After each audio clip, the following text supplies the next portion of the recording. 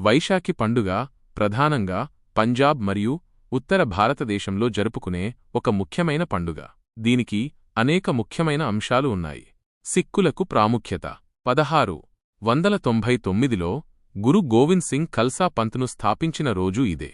కావున సిక్కులకు ఇది చాలా పవిత్రమైన రోజు. సిక్కులు ఈ రోజున గురుద్వారాలను సందర్శించి ప్రత్యేక ప్రార్థనలు చేస్తారు. వ్యవసాయ పండుగ ఇది వసంతకాలపు పంట కోతల పండుగ. రైతులు తమ పంటలు చేతికి వచ్చినందుకు దేవునికి కృతజ్ఞతలు తెలుపుతారు. ఇది పంటకాలం మొదలయ్యే రోజు. పంజాబీ కొత్త సంవత్సరం. ఇతర ప్రాముఖ్యతలు: వైశాఖ మాసంలో మొదటి రోజున ఈ పండుగ వస్తుంది. సూర్యమాన పంచాంగం ప్రకారం ఇది సంవత్సరంలో మొదటి రోజు. ఈ రోజున పంజాబులో ప్రజలు సాంప్రదాయ నృత్యాలు చేస్తారు. ఊరేగింపులు, నగర సంకీర్తనలు, తిరునాళ్లు, బారసాలలు ప్రపంచవ్యాప్తంగా జరుగుతాయి.